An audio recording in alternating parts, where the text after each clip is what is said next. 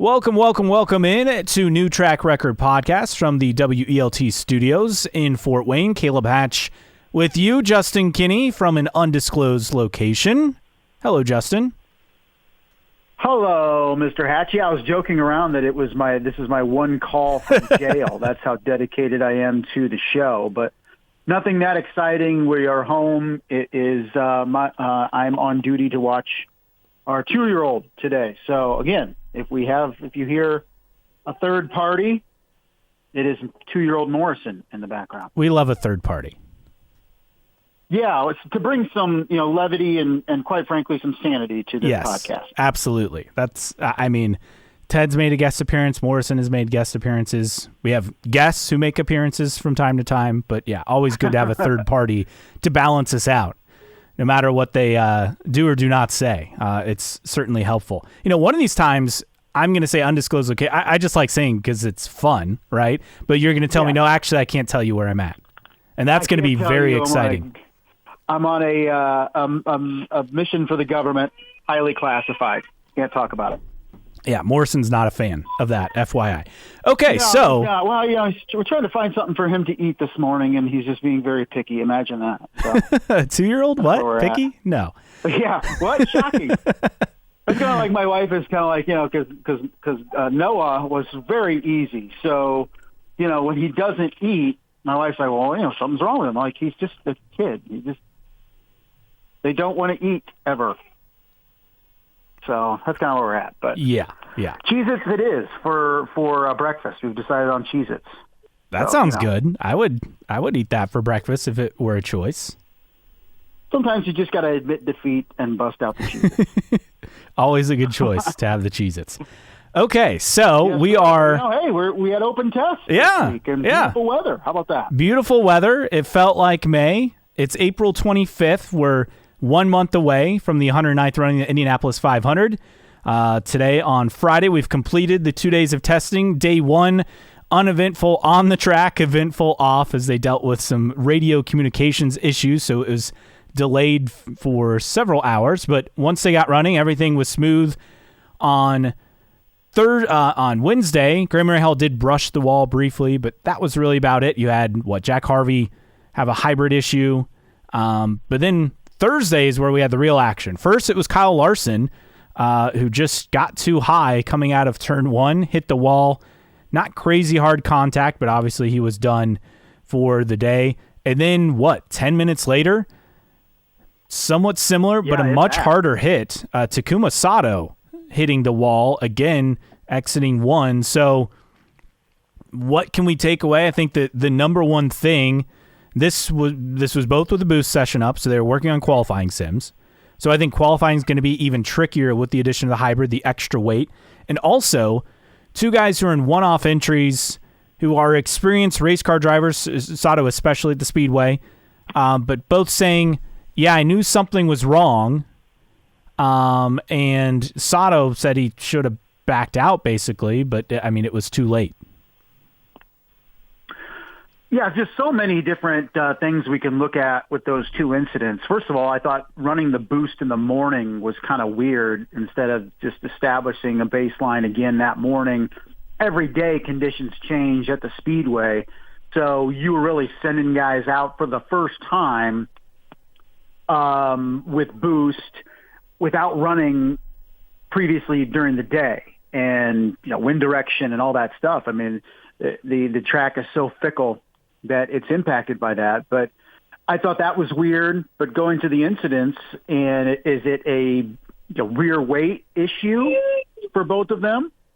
They're both very, especially with Sato, very, experienced in terms of running the regular car. But now that you have the added weight, it's adding a different dimension, not to mention actually deploying the hybrid either. So I don't know.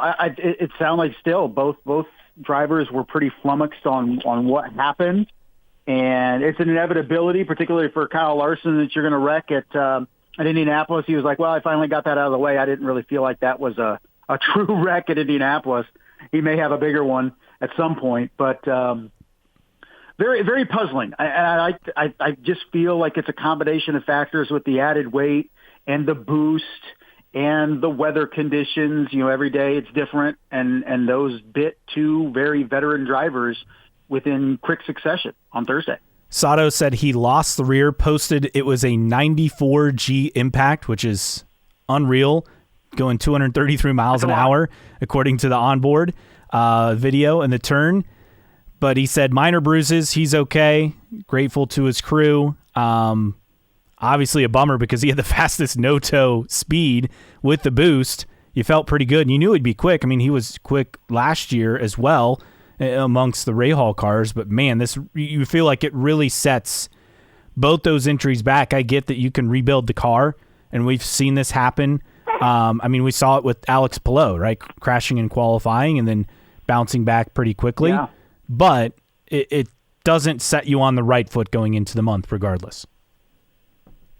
Well, it's good to happen now as opposed to maybe the first or second day of practice because, as we've talked about and we'll continue to talk about, that week-long amount of practice can be shrunk down pretty quickly if you have an incident or lose a day or two due to weather. And maybe that's the biggest thing, is having two really nice days to run, and you never know in Indiana what the weather's going to be. And, could it be where we have a couple days of rain during the practice week or a couple days in the 60s? I mean, having a couple days in the 70s and even hitting 80 on Thursday, those can be more indicative of race day. And I think it was very important for a variety of reasons, not least of which I think was potentially similar conditions to what you'll have in May. So I think a lot of the data will translate for a lot of these teams. Yeah, I think that's the part. Normally we've had test days, as you've said, where you get one rained out seemingly every year and then cooler temperatures. But this was probably as good as you can get weather-wise to compare a month from now. Now, of course, it'll probably be like cloudy and cool like 2013 as opposed to warm like you'd expect in late May. But who knows? It's good data nonetheless, and at least it feels going into the month more relevant than what you'd expect to get this time of year. Right. I mean, we've had testing days where they have to wait longer in the morning to get up to temperature, right, for the surface to get up to temperature. So we didn't have any of those issues. We had timing and scoring issues, or at least radio issues that delayed us. But, it was ideal conditions, I feel, for testing in April. And I think a lot of what these teams learned is going to translate to next month. But I think, we've seen a lot of talk about how deploying the hybrid is going to be very important, and we'll get to that here in a little bit. I'm just wondering what the effect was felt in terms of the added weight. And I think that's going to be a huge factor, of course, heading into the 500. So what are drivers saying about the hybrid impact for the race itself? Well, Nathan Brown of IndyStar.com with an article kind of talking about how this could play out, talking with drivers. And I think it's obvious, and Alex Palou said this, the weight makes it tougher to drive. And that's a given, right? I think the cars are going to be trickier and more on edge, especially for qualifying. I think Alexander Rossi said on Off Track the other week that basically people aren't driving at 100% because, one, you have the tires, right? And we won't be dealing with alternate tires, thankfully, for Indy, because that could mess up a lot, right? And then also the added weight of the hybrid. So it's a double thing. We're taking away one of those factors that have kind of prevented guys from going as all out as normal, and why we're not seeing, the crazy passes up front and just across the board this year, because they're adjusting to a new car. Look, they haven't run the hybrid at any of the tracks in the first half of the schedule. And I think that's something we probably downplayed or forgot about going into the season outside of Indy, and that's going to be a factor, and certainly going to be a factor at Indianapolis. It definitely is. And people say, well, they have plenty of time to figure it out in terms of testing and practice, but you really don't have a lot of time, especially if you lose a day or two for sure. So, but it's going to be interesting. I didn't feel like we had, even with on on Thursday, a lot of pack racing in the sense where guys could get a feel of when you could get a run and when you could pass. And that's going to be very important. Hopefully, we're still able to have that in bunches, even with the added weight. But I think that's still an unknown coming out of the test is how do these cars drive in traffic being 100 pounds heavier? And I don't know if the drivers didn't learn a lot of that over the test, or we just haven't seen it reported. That's what I'm most interested in.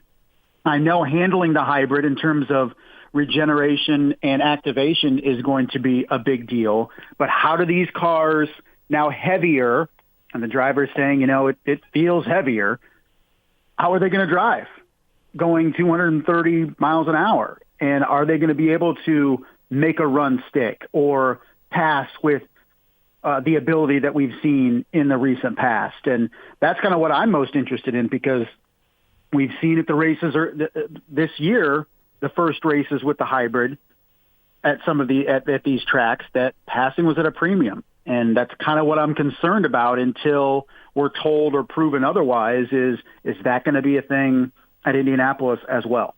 Yeah, I think that's the ultimate concern. On the flip side, because of the added weight and the car being trickier to drive, we could see more guys making mistakes, kind of reminiscent of the 2018 Indy 500, where people were losing it just because it was so hot, right? A lot of one-car incidents in that race just due to the heat and people losing it on their own. Maybe we could see that again this year. Felix Rosenquist said in the story at IndyStar.com, he was shocked at the length of time it takes the hybrid system to fully recharge. I mean, again, this is on an oval, right? It's not on a road or street course. They're not braking. I mean, outside of braking for the pit stops, and if you have to slam on the brakes during the race, that's obviously never a good thing on track. No. So that's kind of where we're at. And I think on one hand, if people make mistakes in front of you, yeah, you have a prime opportunity. It's just if you're, not the car behind the leader, but 2 cars back, 3 cars back, etc., does that make it that much more difficult? Is it going to be, single file lockstep, as Marty Reed used to say, through the order? Yeah. That's always been the big question with the hybrid in terms of the extra boost. Is Indianapolis is the only track that IndyCar currently goes to where ideally you are not braking at any point over the course of the oval. And, even the other ovals we go to, there's braking. And Indianapolis, ideally, there is none. So how's it going to work in terms of regeneration? It's going to be up to the drivers in the cockpit to effectively regenerate that energy. And it's just another thing in the car. And I think I'm trying to remember, I think it was Mike Hall that said these drivers are going to be insanely busy in the cockpit here at Indianapolis because it's another element, right? Not only in terms of deploying the hybrid energy, but also harnessing it and regenerating it, in addition to moving brake bias and all their controls in there and talking to the team and paying attention to 32 other drivers on track. It's going to be a busy cockpit. So that's another added element to this race. And people will say, well, they do it with push to pass and stuff like that on road and street, but they're not going 230, 235, 240 mile an hour like they are at Indianapolis. So it's going to take a lot of talent, not just driver talent, but concentration to really make everything work effectively to win the Indianapolis 500 this year with that hybrid tech and handling it the way some drivers have said is going to have to happen to be a winner. And to add to your point, Joseph Newgarden said he thinks hybrid utilization at the Indy 500 will be the most impactful of anywhere we've gone. It's going to be critical to use the hybrid correctly in race running compared to any other race. Most other places we run, using it is a process thing where you know where it's most efficient and you're doing it every lap. Here, you can use the hybrid any way you want, and using it is really critical. When you use it, it makes a big difference, so I think that will add a different complexion. So, that said, we hope the hybrid adds and doesn't take away from the racing on the track. I guess that's my final thought on the hybrid and the impact. Look, speeds are going to be slower for qualifying. We knew this just due to the added weight. But in terms of the runs cars get to make a go for the lead, it will be quicker, right? I mean, you have the extra hybrid power. However, you use that up, then you're vulnerable right away. It's almost reminiscent of what we saw 2012, 2013, 2014 with the DW12 Aero Kit era, right? Where you almost didn't want to be out front until the very final lap. And we saw that happen a couple of times in those races. So maybe it produces that. That's, I think, a best case. Worst case is it's incredibly hard to pass because of the extra weight of the hybrid. That's the big question, and we'll see whoever can master it, which team can master it, and we'll see just what happens come May. But it's always good to have cars on track for sure, and it was nice and beneficial to have two not only nice days, but days that could be very similar in conditions to what we'll see, not just maybe race day, but practice week, qualifying weekend, stuff like that. So data that was collected Wednesday and Thursday, hopefully, will be directly impacted in terms of how it affects setups and all that stuff heading into the qualifying week and et cetera. So it was good to see cars on track. Definitely unfortunate for Larson and Sato for that to happen, but I can guarantee all the 10 other teams are examining what happened to them and asking their drivers. And that's maybe another question we don't have an answer. How many other drivers felt something, quote unquote, off heading into turn one and either backed off or stuck it out and survived? And was it just a two-driver thing, or was a lot of drivers feeling something that was a little twitchy heading into turn one? Another thing to think about, are we concerned about engine failures again? Santino Ferrucci had an engine failure on day one, able to get back out, run some laps. Jack Harvey had the hybrid issue, so that was not a Chevy issue with him. But that's another factor that we always put into the race. We could have hybrid failures and engine failures, and so we'll see if that plays a role on May 25th. Which is never good, of course, but it just adds that element of unpredictability as a fan. I mean, teams don't like it when engines, in particular hybrids, have issues. But we've talked about it before, as the refinement of this car and the tech has been so extended because of the life of the chassis and everything else that there's very little in terms of gremlins that are going to bite these teams, which is a part of racing. It's always been a part of racing in terms of the unpredictability and randomness of failures. And I just think it adds an element for fans that is an interesting element. I'm never going to complain, I guess, unless it happens significantly, of an engine blowing here or there, or a hybrid unit failing here or there, because that's just part of it. And it's always going to be a part of racing, always has been, and it's seemingly random. You never know who's going to get bit, and you'd rather get bit now than during practice week, because just like weather, just like a crash, any type of engine or hybrid failure immediately puts you behind the eight ball. And I know we're just kicking out one car, which you and I don't like, but it is still bumping. And especially if you're one of those back marker teams in the midfield or whatever, those things matter tremendously. If you're chasing it off the truck and then you have a failure and you're chasing it even more, it puts you in that, as Townsend Bell would say, it maybe in a different way, the danger zone of being bumped out of the field. So let's discuss bumping and who's in the danger zone. Are there 3 or 4 drivers you have your eye on that you feel like are at risk? Yeah, I mean, I think maybe 2. Like you look at the rookies. Mm-hmm. Jacob Abel, to me, who has underperformed so far this season, I think would be a guy that I look at and say, okay, maybe he's in it, in quote unquote contention to potentially get bumped. I mean, you look at the back of the speed charts from the practices, from the test, and I don't know how much we can take out of that, really. But I think you look at Prema, they're new. They're trying to gather so much information. I think it was incredibly invaluable for them, of course, for the test.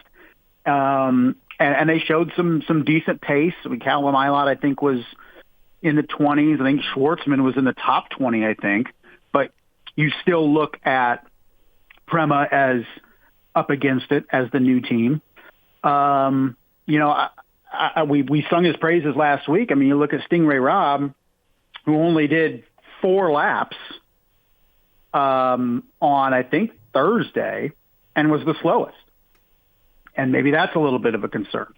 So I think for me, you look at A, the rookies, and then B, a new team, and then maybe a guy that traditionally has not had speed, as Morrison chimes in, like a Stingray Robb and guys like that. So what do you feel? Is there some carryover with guys that I picked?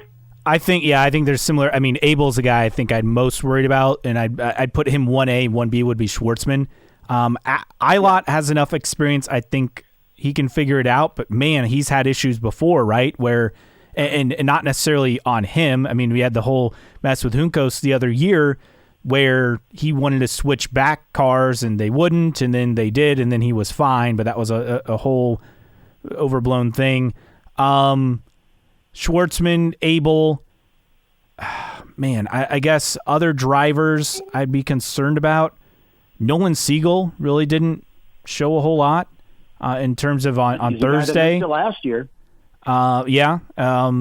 I guess I expected a little more. I mean, he was down in 33rd of 34. And obviously, 34th was Larson. So I'm not worried about Larson, but I am a little concerned about Siegel in terms of a guy who's on a bigger team. And then I guess you have to throw in Louis Foster just because of Ray Hall's history.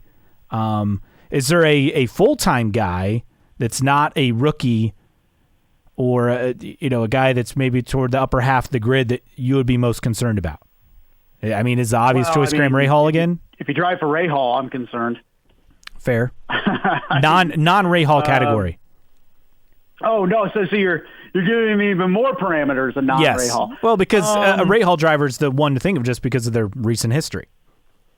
Yeah, for sure. It's so tough. I mean, because the unpredictability, I mean, let's say a David Malukas, for example. Let's say he puts it in the wall early or has some sort of issue early in practice week leading up to qualifying. He could be a guy I could see that's chasing it the rest of the week for a team that, yes, has improved and, yes, has pace in Indianapolis, but you never kind of know from year to year, right? So I would look maybe at a David Malukas in terms of a full-time driver just in that situation, and you never know. I mean, when you hit the track on Tuesday, you never really know who's going to come out and just not have pace. I mean, the last couple of years it's been Rahal. And can they finally find it and be and be comfortably in the field heading into Sunday of qualifying? So those are my things. But I never heard why, because I'm looking at the combined laps run. And for instance, Jacob Abel, 268 laps he ran over 2 days. That's a lot of laps. And that's what he needs to do. That was perfect for Jacob Abel to get effectively a race and a quarter of laps, and nobody else ran more than 168, and that was Devlin DeFrancesco. But on the other end, Stingray Robb only ran 4 laps the entire weekend, or the entire 2 days. I have him for more than that. You might be looking at a specific session. I mean, maybe I'm looking at 13 laps on practice 4, and he was 13th. It could be that or something, because he's 13th, ran 13 laps, practice 4 on Thursday, so that would have been the morning session, I believe, based on the speeds. Okay. Yeah, it's a morning session. So, well, yeah, that's because you're looking. Okay, yeah, you're right, because I was just looking at the no-toe, but yeah, looking at Abel, yeah, he had a lot of laps, but the only driver, I mean, Hunter Ray only had 23 laps. I mean, do you look at Jaron Reinbold has been so successful relatively in terms? I mean, do you look at and a Dreyer and Reinbold car is potentially having trouble? I mean, or you feel pretty comfortable with where they're at? I feel good because even last year, I mean, Hunter Ray made the Fast 12, and then Connor Daly qualified okay, but then obviously he finished top 10 in the race. I mean, I think they'll be fine. I think. Well, he also ran 75 laps, so he ran. I don't know why they have this divided into two different, because there's 35 drivers listed, and they have Ryan Hunter-Reay running 23 and then running 73. Okay, so effectively he ran 96 laps, which is a lot more comfortable. But especially with these part-time or one-off cars, with such an added weight with the hybrid, I think it throws. It's always tough as a one-off to make sure you have everything you need heading into the week for practice.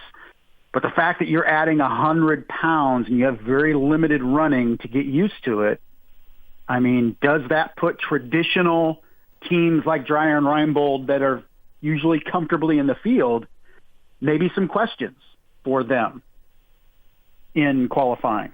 We'll see.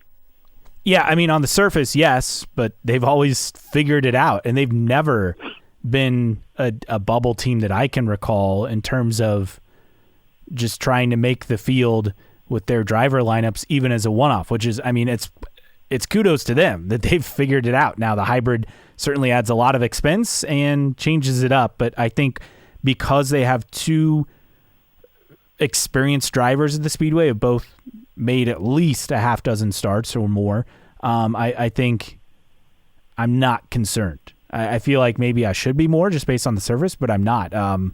In terms of, I guess my full-time driver that I'm most concerned about that's not a rookie, I mean, it's got to be Siegel. Beyond that, man, that's tough, right? You said Malukas, which, I mean, I could see that. I mean, until proven otherwise, I'm throwing Graham Rahal in there. I mean, yeah. I guess Ilott would be my other one just because Prema has a lot to figure out, and I guess that would be my choice. I feel like those are kind of cop-outs. Would be a team that I would worry the most if they have an incident early in the week. If there's a car into the wall, if they have some sort of failure, because this is the first time they've went through this. Not just first time with the hybrid in Indianapolis, the first time in Indianapolis, period.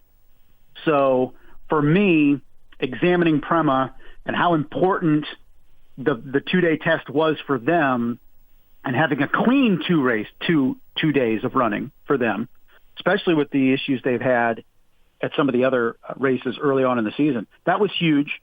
But I think for a team that's new, that doesn't have a lot of data, if you have an incident or you come off the truck slow early in the week, then you start pushing and then things can happen. So I would look, if I'm picking a team, I think it's natural to pick Prema as maybe a team in danger, depending on how things go in terms of full-time drivers, full-time team. But I look at some of those ex-drivers. I mean, Jack Harvey, we talked about Dreyer and Reinbold. You feel comfortable with Dreyer and Reinbold, but Harvey with the issue, not of his doing, took away a lot of running that he could have done. Is that impactful? So having the added weight is a tremendous, tremendous change to these cars. And the more driving you can do, the better. And if you can't get on track, then you're losing valuable, valuable experience. Absolutely. Any final thoughts or takeaways from you on the test? Just always nice to see drivers around the Speedway. It was a beautiful 2 days. You never know, like I said, you never know what you're going to get in Central Indiana in April and May. And we looked out, and you never know. Those could be the two nicest days of the year in terms of on-track activity for the 500. You never know what you're going to get in May. We've had some sweltering weeks and race days recently, so who knows? But it was nice that other than the delay to start the first day, we weren't up against weather. It was comfortably warm. Didn't have to wait for the track to heat up. Ideal conditions for what these teams needed in learning so much about the hybrid unit. besides the hybrid, I guess my takeaway is I really hope they get timing and scoring figured out, because there are issues again during the test. Day one was a Wi-Fi connectivity where they couldn't get like communications through. I mean, that's a safety issue, obviously. So yeah, I mean, it was frustrating. Plenty, right? We made some jokes, but I mean, it was all in good fun, to be clear. They got the test going. But they're just lucky that they weren't up against weather. It was just a clear day all day. They were lucky that they were able to extend the day and get all the scheduled running in. But, if rain was moving in by 4, it really would have been a problem. So they lucked out by having a clear day. They could just easily move everything back. But those kind of things, it can't happen, man. They just can't. And they seemingly continue to happen. Yeah, I guess that's my takeaway off track, is that timing and scoring was still spotty both days of the tests. You had the separate issue with the Wi-Fi connectivity. Once they got that fixed, everything was fine. But timing and scoring just has been an issue all season. So I hope that's not a problem when it matters most for, say, qualifying or race day. And I hope they can get some consistency, because we've had issues seemingly every single weekend so far this year.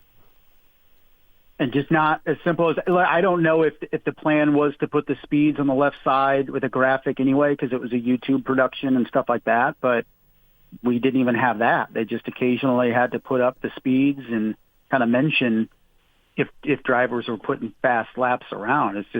It's kind of frustrating, because those are the small things that become big things, because we're so used to it. We're spoiled. And when we don't have that, we're just kind of flying blind. And this isn't 1988 anymore. Like, we're used to seeing this stuff in real time. And IndyCar has had a tremendous problem this season making sure we're able to see that in real time. And yeah, it doesn't bother the casual fan who's just tuning in to the races. But for the diehards that were going through practices and stuff like that, where we can't see timing and scoring, it's tremendously annoying and shouldn't be a thing.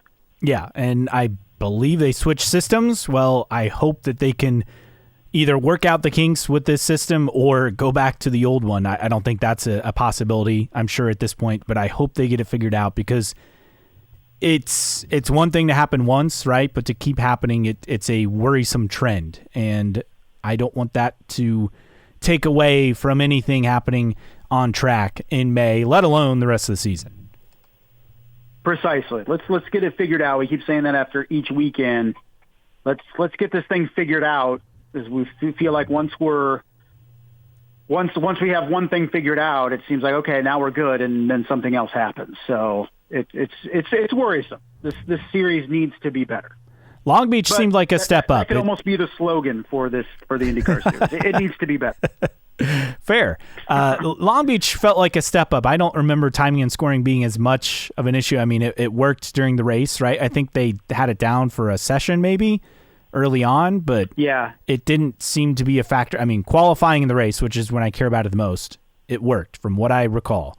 So let's just hope that continues at Barber and for the GP and the 500 and so on and so forth. All right, if you agree or disagree with our takes on the IMS Open Test, we'd love for you to hear from us.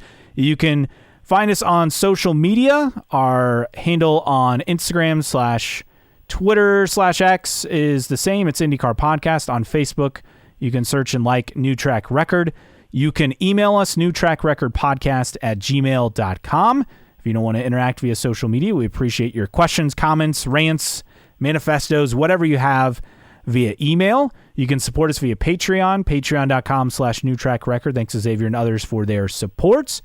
And as always, download and listen for free on your favorite podcasting platform, whether that is Apple Podcasts, Spotify, or wherever you find your podcast.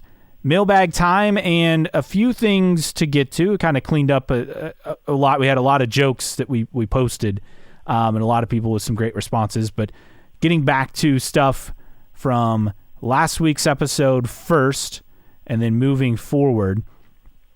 First up, this from Jay Blastieri, talking about IndyCar and Mexico City. 2026 shaping up to be an interesting schedule with Arlington GP and a possible trip to Mexico City. Anything to eliminate these three-week off gaps, ridiculous schedule to start the season.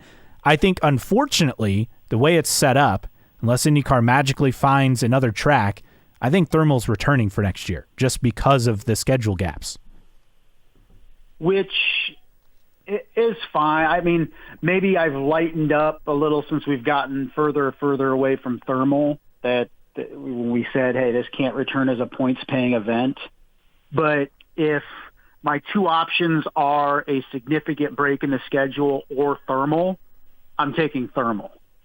And maybe that'll change when we return next year, and for some reason it's not a good race and not a good presentation. I'll probably be like, well, why did we go back to thermal? But for me, I'd rather have races than open weekend or a significant open portion of the schedule. So it's the lesser of two evils, in my opinion. I'd rather be racing than not racing. Ideally, we don't have to be at thermal because we have plenty of other races that fill the schedule in the early part of the season, but that's tough to get to and not always reality. So yeah, let's pack our bags and go to thermal next year, Caleb. Let's not. Another potential track, at least worth throwing out there for IndyCar. So Rockingham had its return. The Rock hosted Xfinity and Truck Series races. They had a sellout crowd in the grandstands and a lot of suites for Xfinity. It was the first event at the venue in 21 years, according to Adam Stern. Attendance topped 20,000 people. It was a healthy crowd for both races. It's great to see NASCAR back there. And you posted this, future IndyCar oval. I mean, IndyCar needs another oval, and this would fit the bill in terms of being prior to Indy and working. It's a different geographic area. IndyCar's obviously not in North Carolina. Several people responded. Tyler Wong, 65, said, yes, please. Historic Hot Lap said, we can hope, as you said on last week's episode, it's in the perfect geographical location to expand IndyCar. That being said, it makes too much sense, so it probably won't happen. Lynn_IndyCar said, East Coast race, not a track owned by NASCAR, another key factor. Racer Mac RTP1, I am not sold that you won't have a Texas Kart 2001 problem at the Rock with a G-load in those corners. The way the course transitions, wouldn't know unless you tested, but even I'm not in love with that idea. Yeah, the banking is the issue because the banking's gone up. And I think that's the concern that Mac is talking about. I agree they would have to test to make sure it's feasible. Hunter's Way 67, yes, could be scheduled early in the season, right size capacity, East Coast, new market. All those reasons mean it won't happen. I mean, the one downside is the closest. So Rockingham is, I mean, it's not near a big town, obviously. The biggest area it's near is Fayetteville, North Carolina, which has a big military base, big military community. But that's probably, an hour or so away from Rockingham. So you would have to... I think even less. I mean, you're looking at about an hour and a half from Charlotte, which is traditionally when they break down the markets for IndyCar, Charlotte's on there a lot, right? Mm-hmm. It's obviously the epicenter of stock car racing, but I think there's a lot of motor racing fans in general in and around Charlotte. So if you could make it work now, to Mac's point, banking now, 22 degrees in 1 and 2, 25 degrees in 3 and 4. So how would that work? But it's a mile and a half. But is it a mile and a half? No, it's like it's just under a mile. I think they remeasured it, and it's under a mile. To compare in terms of the banking at Texas, turns 1 and 2 are now 20, turns 3 and 4 are 24 degrees. The front stretch and back stretch are 5 degrees. So just a comparison. So this is more banked than Texas in parts. Yeah, I don't know how that would work, if it would be too much, to Mac's point, but it's an interesting proposal. I don't know if let's say Indy cars could run at Rockingham. I don't think we're looking at a year from now, 2 years, 3 years from now, because I think Rockingham would love to get, I think their goal is to get a Cup race. So doesn't seem like Cup, though, is that enthused. I don't think I think Cup still feels like, no, we're not going to go to a place that only seats 30,000 people, but they have already. They're at Iowa.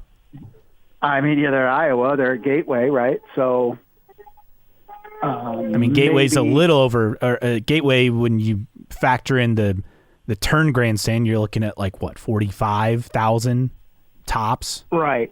So, for Rockingham to work for IndyCar, I think a lot of things have to go right first on the stock car side, but it's a tremendous start for Rockingham. And hopefully, maybe it's a pipe dream that it's on our. We're always for a lookout for possible ovals, and at this point, Rockingham checks a lot of boxes. I mean, if you can't make Richmond work and go back there, which that's one that, man, the pandemic took that away, and it feels like it really hurts, right? Because it felt like you were making progress, and short tracks are great for IndyCar, but man, you really hope that they can get back there, but I just don't think that's even on the radar, unfortunately. I mean, maybe the biggest thing for Rockingham that's good for IndyCar is it's not owned by NASCAR. Yeah, that's the key. They can just negotiate with Rockingham instead of having to negotiate with the ownership of NASCAR. And then one final thought on Rockingham. IndyCar not only needs a preparatory oval before the 500, they just need another super speedway on the schedule, period. Also, the whole fastest racing thing would be helped by having a street, road, and oval race on the schedule early in the season to show off the different styles. Yeah, the more I look into it, the more the lack of an oval before Indy feels really hurtful for the promotion and marketing of the series. Definitely. And I would also like to look, for example, this year, let's say IndyCar had figured out a way to go to Texas, and it was all on Texas from what we understand, not IndyCar. So IndyCar is not to blame for this, but you'd feel a lot more comfortable, and these teams would feel a lot more comfortable if they had already had a race prior to Indy on a super speedway where they could learn the hybrid ins and outs in terms of the weight distribution, in terms of regen and deploying on a track that you don't want to be hitting the brake on. That would have been perfect. But unfortunately, TMS doesn't want to play with IndyCar right now. And otherwise, I think we would have had a Texas race early in the part of this season. I think when we look at gaps, Texas would have filled one of them. But IndyCar couldn't get Texas to agree to anything. All right, here's a wild question. This from Kojo617, former IndyCar and a lot of other things, and current Prema IndyCar sporting director Ryan Briscoe just laid down a 2-hour, 55-minute run at the Boston Marathon, asking us, how fast could you do 26.2 miles? Well, let's see. If I'm driving down the interstate in my car, and probably about 20 minutes. 26.2 mile an hour, it's probably an hour. Yeah. No, doing a marathon, I'm never going to pull it off. I did a 5K once, and that is the peak of my running abilities. I met my goal, and I'm done. Yeah. I haven't even done the 5K. I don't run. I don't. I don't either. I just, in fact, I had a workout yesterday where you had to do shadow boxing for like a minute. Oh. And you would have thought I just ran a marathon. Yes. That's brutal. Cardio in terms of running, well, cardio in general sucks, but when it's running, I don't run. I could bike. I could ride a bike all day. Well, maybe not all day, but I could ride a bike for a significant amount of time. But running, no. I mean, you would have to count my time in days.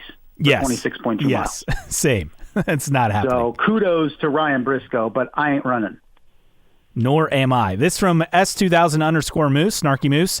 According to the Wall Street Journal, Liberty Media having trouble finding bidders for F1 in 2026 and beyond. ESPN walked away from exclusive negotiating period. No one seems to be interested in F1's ask of $150 million per season.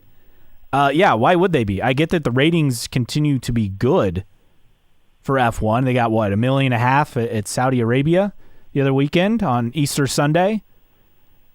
But yeah, no, they're not getting that kind of money in the U.S. I think they are trying to price themselves out, and they're going to have to either hope that, a streamer like Netflix or Amazon Prime or someone, throws money at it. But I don't think that's going to happen in terms of them getting $150 million. I think they need to reduce that. At best, they're going to do is $100.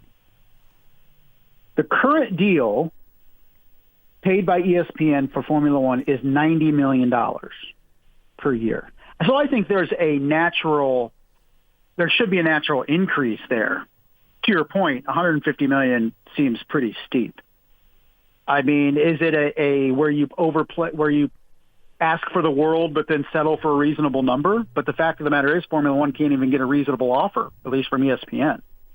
So I don't know. I think Formula One is best served staying on ESPN because the ratings have steadily gone up. But you'd think ESPN is interested, but then again, in this landscape of mega TV deals, ESPN has to look at it and say, we have to cut back at some places if we're paying for this, that, and the other. And college football contracts just keep going up. Does ESPN make a play at some point for an NFL package of some sort? Beyond Monday Night Football? Right. So, they have Monday Night Football. They're going to have to re-up that at some point. I don't know. So that's tough. Right now it's being thrown around NBC and Netflix. I just feel if you're Formula One, you can't go stream only. You have momentum in the United States. I think best case is you stay with ESPN. Let's say you're at NBC. Where are your races off of big NBC? USA? Then you're falling into IndyCar territory. I think of viewership. If Fox were interested, it'd be great for IndyCar because F1 races could lead into IndyCar races quite often. I don't know if Fox is interested. True. Fox is adding motorsport properties. They have their NASCAR package. They added IndyCar. They just added MotoGP, correct?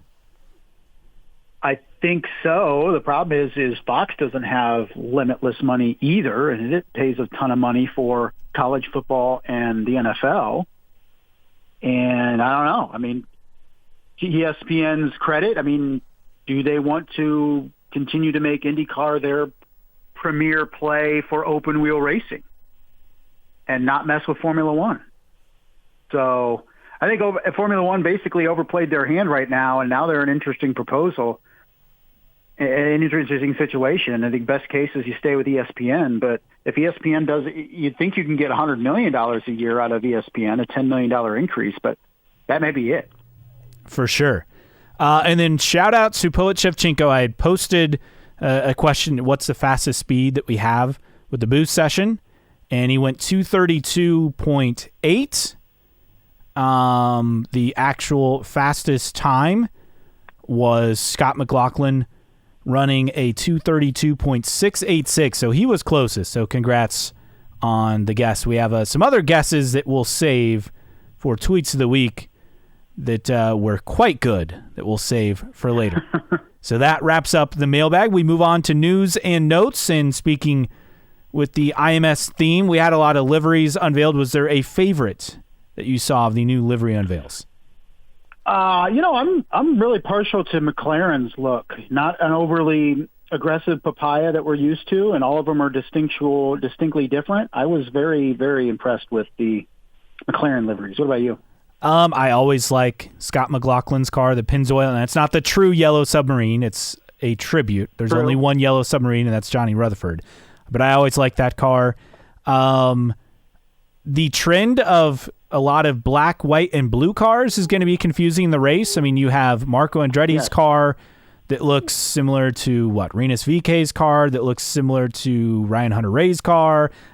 We're getting a lot of cars that look a little too similar with that color scheme for whatever reason this year. I loved Marcus Armstrong's black and white. It was just a testing livery. I don't think that's the actual race car, but I loved it. I thought it looked awesome. I hope that's what they go with. I don't know if that's the case, but I guess I know that one's boring, but I thought it was the cleanest look. I really liked that one. That was my favorite. Looking at scheduling, so we got some rundown on what it will be in terms of the TV schedule for Indy 500 practice and so on. And I have to say, if you're an IndyCar fan, you have to be pretty impressed with what they've done. So Indy 500 practice on Tuesday, May 13th.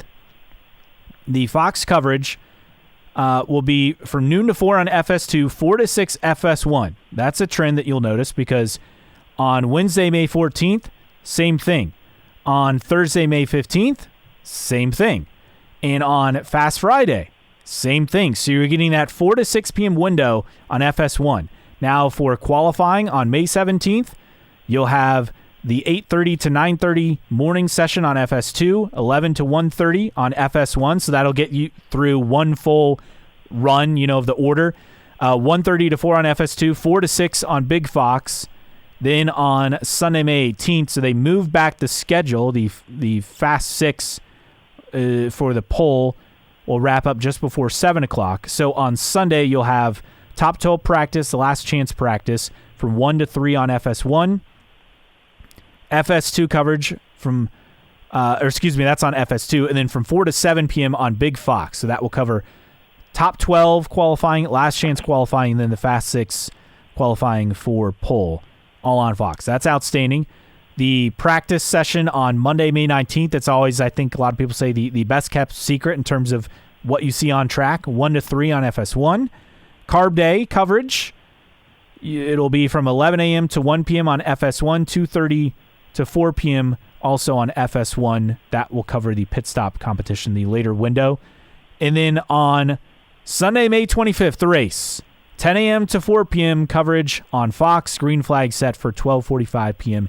Eastern time. There you have it. A lot of viewing over a 2-week span for IndyCar.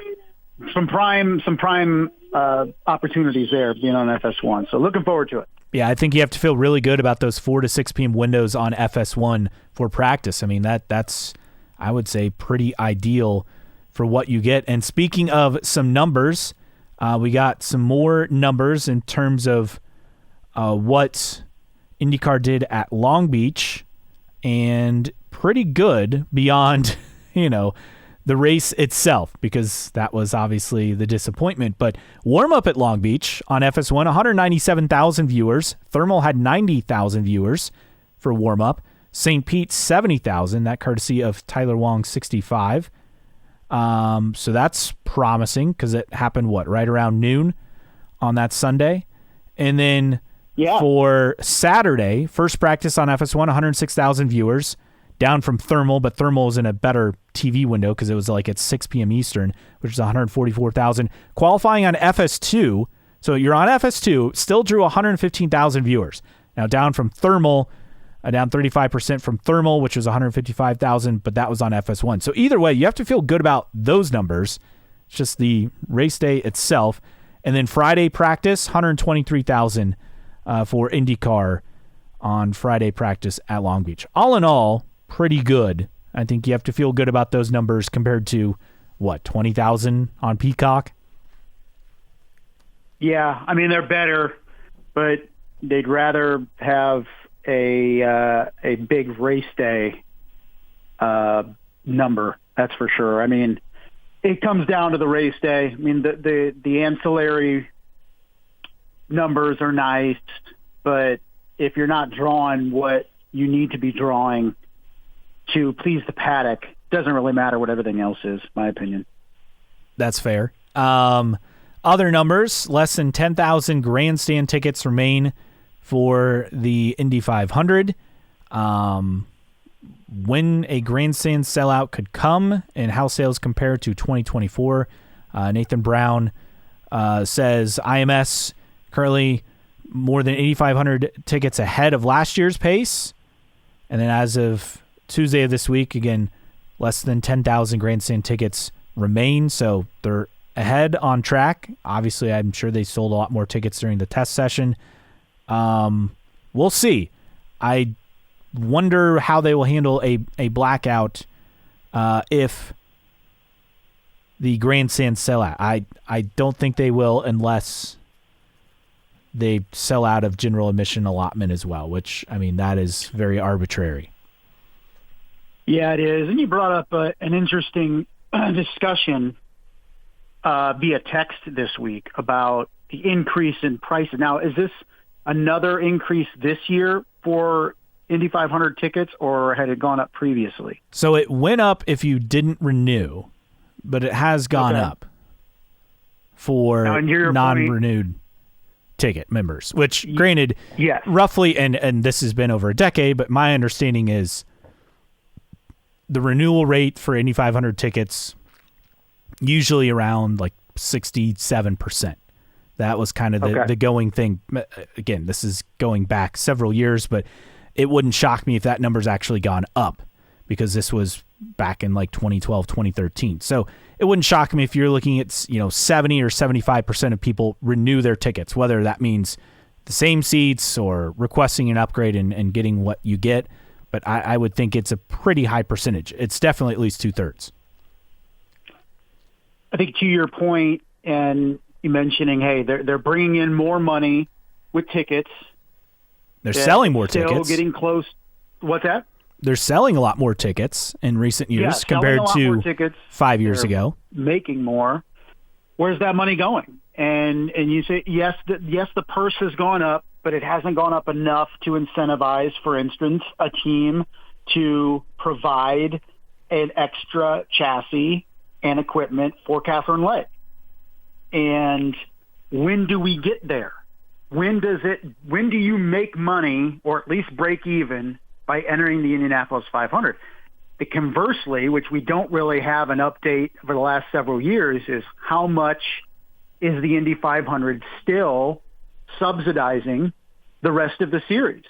Are we looking at a series that now is promoting a fair amount of events on the schedule and having to use the income brought in from the Indianapolis 500 to promote these races? And I don't know. I mean, the goal was always to make the series as a whole financially solvent, right?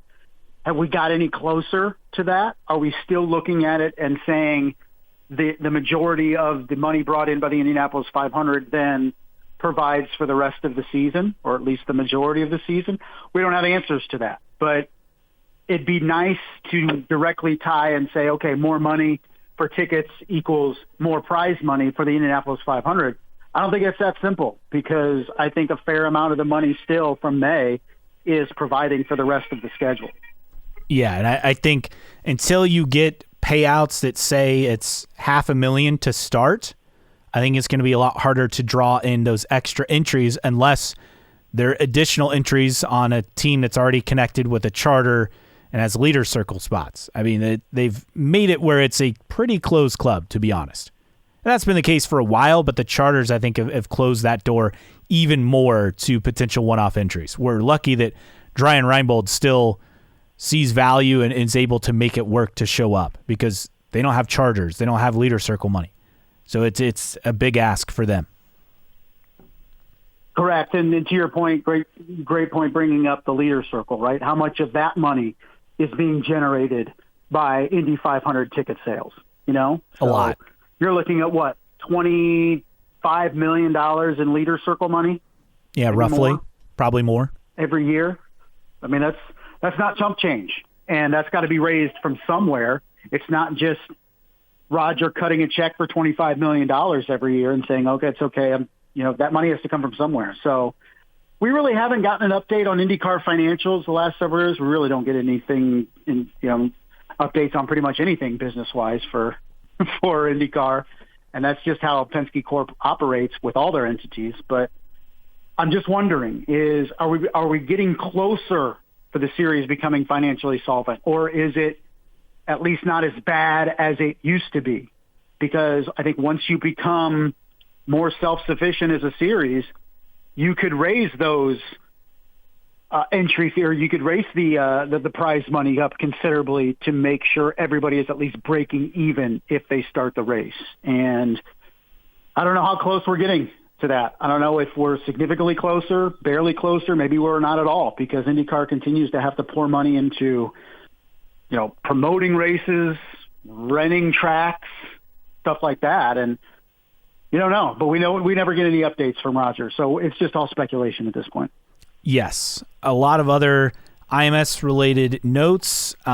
This is cool. So Verizon is doing vet relief, VEBT, debt relief for veterans, committing $6 million to support veteran debt relief in Central Indiana with Team Penske and the Indianapolis Colts. $1 million comes if Will Power finishes in the top 10 of the Indy 500. So I guess root for Will Power to have a good finish. A good chance of that. Yeah, it certainly does. Elsewhere, Speedway, the town of Speedway, their high school has new field turf. It has a black and yellow for their colors, checkerboard end zones, the S in the middle of the field with an IMS wing and wheel logo on their football field turf. Very cool. Very nice. So that's cool to see. The IMS Museum, which a couple of announcements.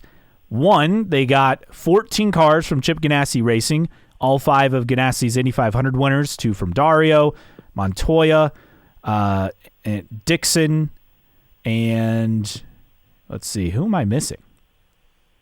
I'm missing one other one. Franchitti? Yeah. So you have Dario. 2 from Marcus Ericsson. Yeah, that's who I'm forgetting. So they have those cars, the Indy 500 winners, plus Dixon's 22 Indy 500 pole winner. That's the race in which Dixon passed Al Unser as the all-time laps leader at the Indy 500. Jamie McMurray's 2010 Brickyard 400 winner in NASCAR. Michael Andretti's 94 Reynard, which had Chip Ganassi Racing's first win. The 96 Players car, Greg Moore's rookie year car.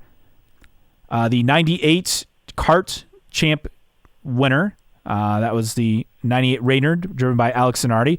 Juan Montoya's Lola 2000, which won the 2000 Michigan 500. Thomas Schechter's G-Force placed 4th in the 2003 Indy 500. Fun fact with that, I got Schechter's autograph on my ticket after the 2003 Indy 500. I was a big Schechter fan back in the day.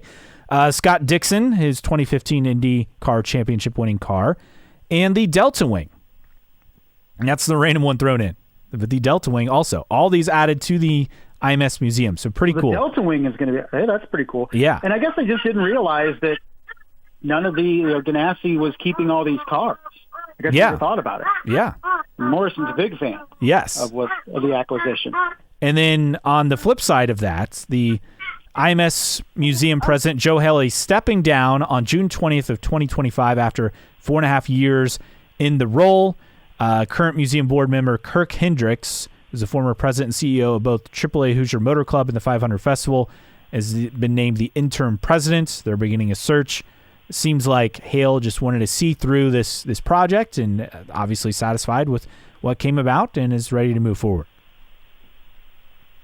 Did a tremendous job in leading the reformation of the museum, and by all accounts, it's just been absolutely well-received, tremendous response by everybody, and hopefully everybody that's heading out to Indianapolis for May will be able to check out the museum because it just looks tremendous, absolutely tremendous, and can't wait to visit, take it in, and now potentially we'll see some Ganassi cars on display. How about that? Absolutely, I'm excited to take it in as well. All right, a couple other things to get to before we get to tweets of the week and our random split air driver of the week. This was interesting that I did not catch in the article on IndyCar's return to Mexico City. It was on ESPN Mexico. Pato said, "Once I get my race in Mexico, I'm never going back to an F1 paddock." I missed that. That's fascinating comment, obviously. Evel Knievel. Yes, very much so. Evel Knievel's 1977 Dragon Offenhauser Agajanian Evel Knievel Special Indy car, which was driven by Gary Bittenhausen in the 77 and 78 Indy 500s, is up for auction. Auction day is Friday, May 16th. You can go to Mecum.com and financials in order. Yeah, check that. You probably recognize the car. It's got stars and stripes on it. It's a pretty iconic car. I'm sure you've seen it. Yeah, pretty much a copy of his, motorcycle. Yes, exactly. This is good news. So 100 Days to Indy is coming back, and the start date has been confirmed. Now, it won't be on the CW. It's moving to Fox Nation, which is a streaming service. May 22nd, the debut. They'll have additional footage. They'll have at least one, possibly two Indy 500 specific documentaries being made for their airing of the Indy 500. But filming is taking place. Fox Nation, between 2 and 2.5 million subscribers. Previous seasons of 100 Days to Indy are on Netflix. But the debut for the series 3 days prior to the Indy 500, it previously went live in April, so it's going to be a little bit different. But they're going to keep the name but showcase the championship fight, which comes to an end August 31st at Nashville Speedway. So good to have a return. We'll see how it goes in year 3 of 100 Days to Indy. I think the interesting thing was the possibility, the mention of the possibility of additional programming. Yes, definitely. Okay, what's that mean? Maybe it's contingent on viewership. So whether you're interested or not, make sure you are at least tuning in, if possible, to 100 Days in Indy. Yes. And an interesting nugget in the mailbag in terms of the new car. Well, some of it will be new, but not as much as you'd think, right? Apparently not, which is something that Jay Fry was stressing. So Jay Fry was going for the, let's save the parts and cut down on costs. And obviously then he was out, and that seemed to be a factor, at least from what we've been told. But then now it seems to be people in the paddock like the idea of continuing with the DW12 and having a kind of a safety cell like they did before, and then just modifying modifying the safety cell. That's a change, and then keeping the other parts. So we'll see. We'll see. I tend to think that doesn't include body work. I want to think that that's under the components of the car, maybe in terms of shocks, obviously, and stuff like that, and maybe the tire arms and stuff like that. I don't read that as thinking the car is going to look the same, but I don't think that's going to be it. But who knows? I mean, the one constant is team owners just switching what they want on a whim. I think pretty much is what happens. We'll see. I mean, do you expect to see, even if it's just a conceptual drawings of the new car at some point in May? Do you feel that's a possibility? I don't think we have a show car or anything like that. No, but you think we'll have at least renderings? I would expect renderings. Do I think that will happen? I don't know. I don't feel confident just with the way this is played out. But in terms of a timeline, yes, I would expect there to at least be renderings to showcase, to feel like there truly is a plan moving forward with a new car. Because I would hope. I mean, you're looking at a year from now, you need to be testing, right? I mean, you need to be. Oh yeah, you definitely need to be having this thing on track and working through everything, because that's going to take months to test and to make sure you get it all correct and ready to go. Absolutely. I would hope we see something in May. Am I confident that we will? No, absolutely not.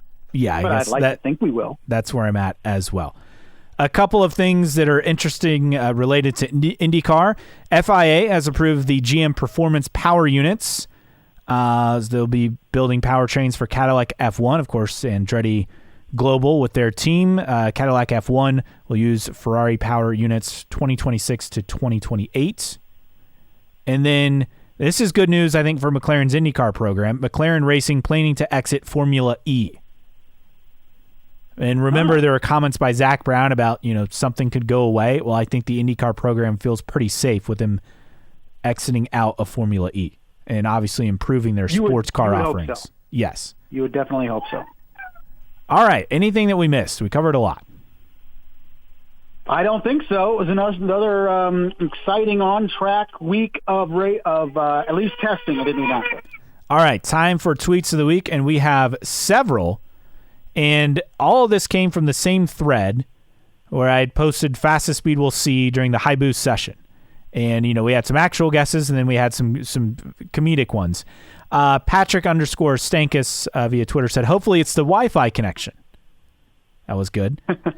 You said 101.127 by Peter DiPaolo. Throwback. Unlimited He was slip. the first person to surpass 100 mile an hour at the Speedway. I had to look it up. I didn't know that. Yeah, I was going to say I didn't know that. Unlimited slip DF. I think this is my favorite. A fried pork loin through the digestive system of a non-Midwesterner. Yeah. Outstanding. And then I believe there was one more. Yes. How will IndyCar shoot itself in the foot today for $1,000, please? With the delay for the test. And Poet Shevchenko said it's less the Indy 500 and more the Fire Festival 500 at this point. Yes. Which, if you don't know about the Fire Festival, is fascinating. There's Look it up. several documentaries that you can catch on that. If you want to see a sad sandwich, you can find it on those documentaries. All right. So that's Tweets of the Week. Good stuff from everyone. Time for our random split air driver of the week. All right, so we're going to the early 2000s for a driver that I kind of forgot about, but did several seasons in various teams, and going with Mr. Donnie Beechler. Hey, you remember Donnie Beechler? Yeah, of course. Yeah, I feel like we've done him before. I don't know. I was trying to find somebody we hadn't done. I didn't have him on my list, but yeah, Donnie. We at least talked about him recently. Because we talked about him being a roller skater, didn't we? Did we do him last week? Oh, did we really? We may have. I didn't even put him on my list. All right, hold on. We definitely talked about roller skating, though, very recent, like in the last couple episodes. Oh, I got somebody here. Okay. And you won't know who this person is. Okay. Chris Meninga. Who? Exactly. What year? 2001, I think. Let me look. Yeah, Indy Racing Northern Lights Series? He did run the Northern Lights Series for at least 3 races for Hemmelgarn Racing. So, Chris Meninga, he started in the Barber Dodge Pro Series, raced there from 95 through 97, then moved to Indy Lights with Conquest Racing, finishing 14th in points, did a second season with Conquest and Indy Lights in 2000. No podiums in 2 years in Indy Lights. His best finish was 4th at Milwaukee. He in 2001, he competed in 3 late-season IRL races for Hemmelgarn, dropping out of 2 before the finish and finishing 16th at Chicagoland. And that was it. 3 races and done in 2001 for Hemmelgarn. Now, Hemmelgarn was interesting because they had Buddy Lazier in a seat for all races, and then we're just like hit and miss. They had Stan Waddles for 3 races. They had Steve Knapp in for a race, and then Chris Meninga for 3 races, the final 3 races of the season that year. And his results did not lead to further races for his career with Hemmelgarn or anybody for that matter. The only other time he popped up was in 2005 in Atlantics, ran Road America that year and finished 9th. And that was it. So he was a spotter, interestingly, for Conquest Racing in Champ Car. So the team he raced for in Indy Lights, he ended up being a spotter for. A native of Austin, Texas, most recently has lived in Des Moines, Iowa. But Chris Meninga, 3 races and done with Hemmelgarn in 2001. This week's Random Split Era Driver of the Week. What's interesting is Buddy Lazier was second in the championship, won 4 races that year. Lazier won 5 races because Jacques Lazier won a race as well. That was the Delphi Indy 300 at Chicagoland Speedway. And did he race for Ganassi that year? Is that right? No, not that year. But he, Lazier, okay, he was with Team Extreme for a handful of races and then finished elsewhere. Okay, he was with Sam Schmidt for a handful of, he was all over the board, but he won a race and had success in that 2001 season, winning actually with Team Menard. He ran several races across the board, but Lazier won 5 of the races that year. Buddy with Hemmelgarn won 4. Sam Ornish Jr., of course, won the championship. But now Sam Ornish Jr., I think, if I'm counting correctly, 3 race wins. Yes, that season. So less race wins, but more consistency. interestingly, because, that's effectively a one-car team. They were running somebody here and there, but a one-car team now could not possibly compete for a championship. No. For better or for worse. So take that for what you will, but that was effectively a one-car team making it work and challenging for a championship in 2001. And Panther Racing was a one-car team. It was just Sam Hornich Jr. winning the title. That's right. So the one-car team won the championship. Very different world in IndyCar now, for sure. Yes. For better or for worse. Obviously, you need more resources to compete for a championship nowadays, but, maybe a lot. If you only have one car, which granted, no car is running full-time this year, have just a single car, but those are the days, I guess, in a way. You can show up, run one full-time car, and compete for wins and championships. All right. Well, that does it for us. We'll be back next week as we get set. It's finally race week again. IndyCar at Barber Motorsports Park. We'll preview that and the latest and greatest in IndyCar news. For Justin Kinney, I am Caleb Hatch. Thanks for joining us on New Track Record Podcast.